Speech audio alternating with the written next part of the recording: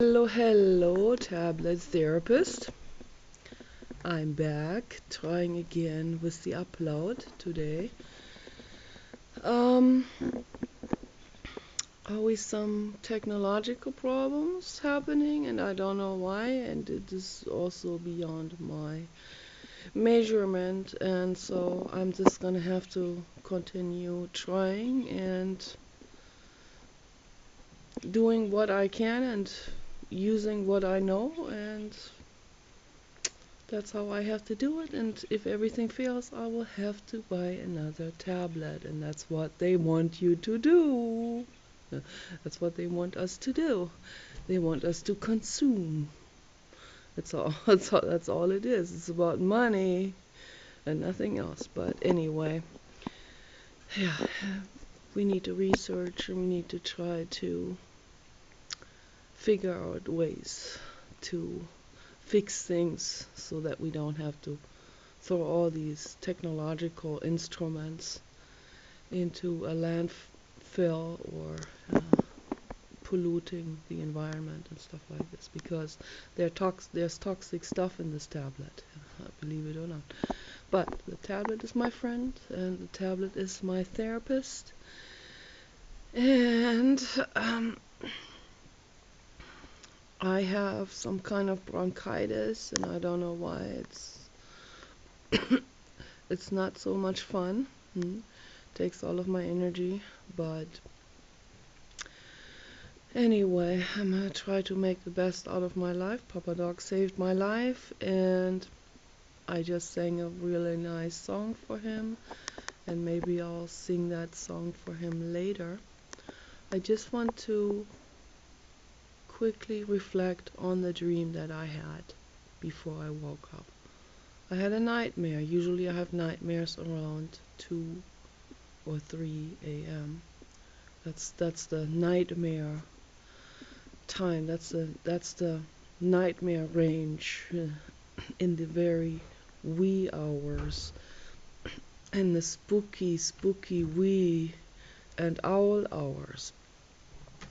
But this time it was close to noon when I woke up and had a nightmare, and I woke up screaming, and it's the same nightmare that I have throughout my whole life. It is that same dream. I don't know when it started, when I was a child, and it happened periodically throughout my entire life. I dreamed this about at least 30 times per year or something to, yeah, estimate it roughly. So anyway, it's the dream. Always dream, this is the main theme. I dream that I levitate and that I scare people with that. And I do a sound like hoo hoo. I'm not gonna repeat exactly how I make it, but because that would be too scary. So I don't want to scare anyone. It's just a dream. So, but I become afraid of myself, and I make this hoo hoo, and I wake up screaming while I'm making this hoo hoo. Yeah. So in reality, as I'm waking up, I'm screaming. In the dream, I'm making this ghost sound. Hoo hoo. So there are some owls that make that sound, but they don't mean to scare anyone. Yeah, anyway, I love owls, beautiful beings, and they're just protecting their nests. And so that can also be said about me because I'm a bear mother. I like to protect all living beings, and I get very angry when I see destruction happen in the world, and when I see this needless ego acting out that steps on other living beings and It's very hard for me to see this. Makes me very mad, very angry, makes me feel helpless, makes me feel very devastated. I cry every day about this, every single day. Cry my eyes out because it bothers me so much. It's just so heartbreaking, to see the destruction happen in the world, and all this egoic and this commercial and this this greed network that is like a net of greed, you know, and people don't even know how much they are caught in this net of greed. Everyone thinks, oh, this is just me. If I wouldn't do it, someone else would do it, you know. There's corruption already. That's the root of corruption. It's up to you to say no to that chain, even if you say no to that extra benefit you're gonna get, the extra buck or whatever. I don't want to say that word, extra dollar, because buck obviously comes from deer, and so we have to be very careful what words we use. That already, that is that's something to pay attention to non-stop, for myself, for everyone. Most people are very unaware of the language they use, so all of this ties into it. So that is my bear mother, gets very angry. And then this other feeling, this feeling of no one listens. As I'm trying to educate people, no one listens, no one is interested. And that, in turn, that that creates two things. One is the bear mother sits there crying and helpless and has no one helping her protect all the living beings. The other thing is the negative part. That's where I'm not enlightened yet, and that is my ego. My ego trying to protect me, my ego trying to, you know, protect my sanity, trying to protect, but it doesn't. It doesn't. It's not aware that it actually does the opposite. So the ego is just, it's always there, but the ego means well, but the ego gets very, very butthurt. And when no one listens, then the ego gets very upset and says, why doesn't anyone listen? And I must be insignificant. And so this feeling of insignificance, that has been really going throughout my whole life. My mother not giving me the love and attention and the feeling, and they don't believe me. No one believes me ever. When were children, we're more open to the other dimensions, and that is a very scary thing to egos. The other dimension. The ego does not want to have anything to do with that, with the other dimension.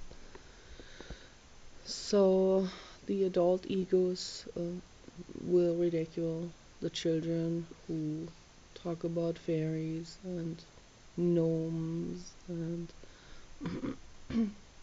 and beings from the other dimensions that they have seen, or pattern recognition. I always saw faces in my wallpaper. We had this rough rough texture wallpaper. And of course, there are faces in it. There are formations in it. They appear random to most people, but to someone who is tuned in, it's not random at all. There's no such thing as randomness. Every fold in this curtain is not random. Every fold is every grain in a rough wallpaper or the patterns that we step into rugs on the ground. That is not random because nothing is random and nothing is a coincidence. Nothing is like it just happened, da da da da. Yeah, like out of the blue or out of, it just happened. It without significance.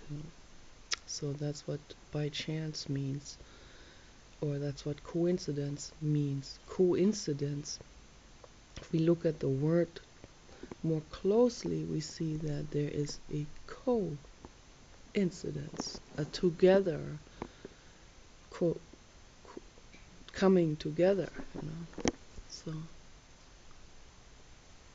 together coming into an existence, and that together coming into existence from different components of life, whether it's someone stepping on a rock in a very specific way, out of a specific movement, out of a specific emotion, and so on, and you can trace it into infinity. That is not something that has no significance. Everything has a significance in it. Everything has a cause. So the word itself reveals that there is no such thing as randomness. Okay, it's not random. Stephen Hawking talked about this, tried to figure that out mathematically. Although I'm not into math, because math is good. But it has to do with measurement and has to do with logistics. But it is very stringently in the direction of reality, as we perceive it.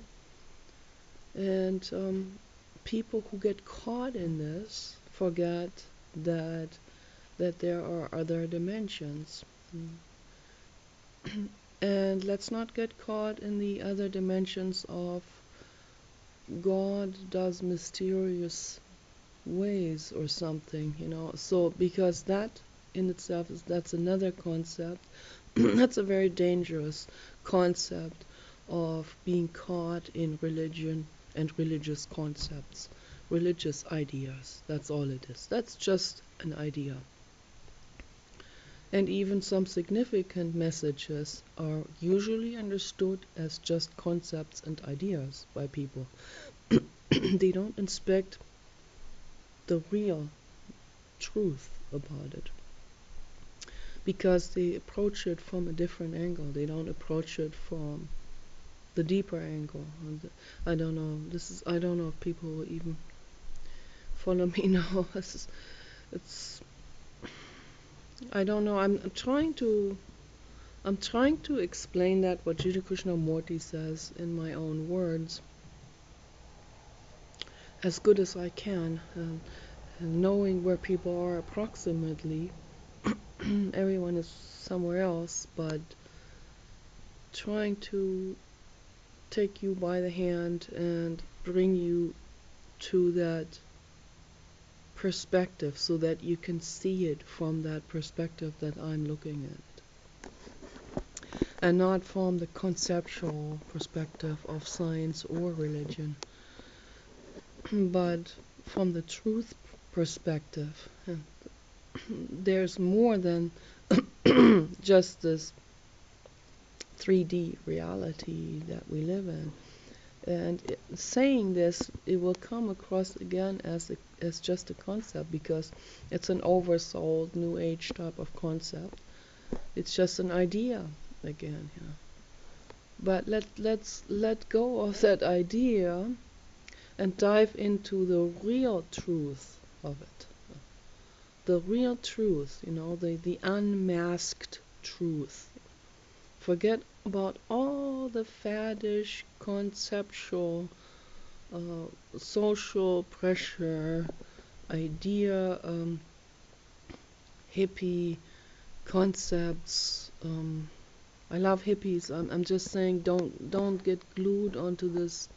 You know, I see this all the time on the internet. People getting glued to this.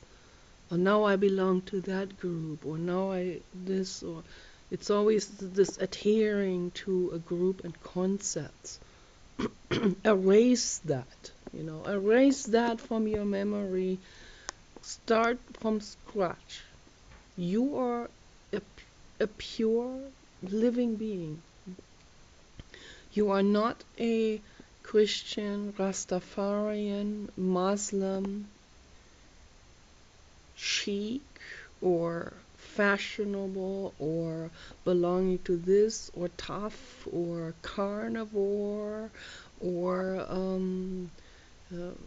nationalist, or hippie or Buddhist or whatever people, it's like now I'm this. I I took on that dress.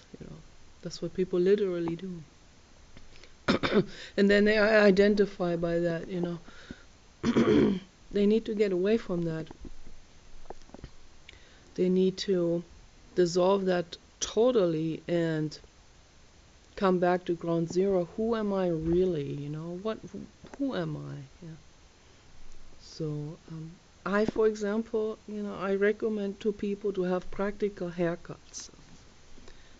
It looks to most people probably absolutely insane. And the reason why is because they are so glued to their specific societies that dictate to them consciously, directly or indirectly, or through body language, or through subliminals, or through movies. Corporate messages always have their fingers in it. Yeah, just unconsciously, they suggest to people into their minds that they should be looking like this or should be looking like this, and very specific role attributions and so on, and also the way we talk, and this is all being adopted by people, and often in a very unconscious level. Come back to who you really are, and because you are not that yeah, smoky voice girl with the bleach long hair, and no. And you're not the Christian or the born again or the Jehovah's Witness or the we stand together against the rest of. That's not who you really are. You are the true you.